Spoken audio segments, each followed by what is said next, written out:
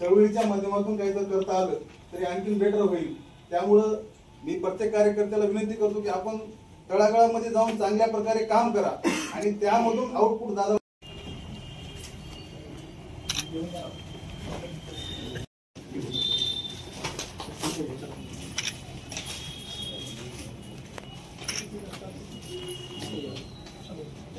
त्यानंतर सिद्धू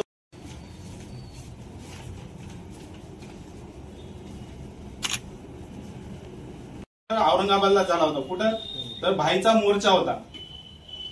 भाईचा मोर्चाच्या वेळेस मी म्हणजे आपल्या अंगामध्ये किती इथून आम्ही गेलो किती दोघच जण गेलो होतो।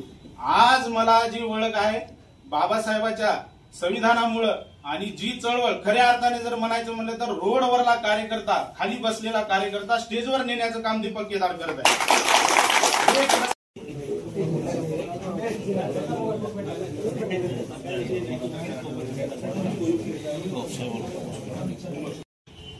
लोकप्रतिनिधी नाही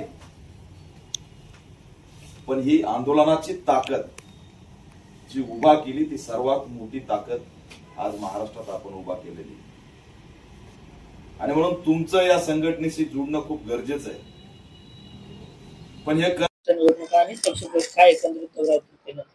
आज व्यापक आढावा बैठक झालेली आहे। सर्व जिल्ह्याचे प्रमुख या ठिकाणी उपस्थित आहेत। महाराष्ट्राचे अध्यक्ष विनोद भोळे, जिल्ह्याचे अध्यक्ष माधव भालेराव, आमच्या महाराष्ट्राचे दुसरे नेते मुन्ना भालेराव हे वाटोरे, मुन्ना वाटोरे, राज लष्करे असे सगळेच पदाधिकारी या ठिकाणी व्यापक उपस्थित आहेत। सगळ्या तालुक्याचा आढावा घेण्यात आलेला आहे।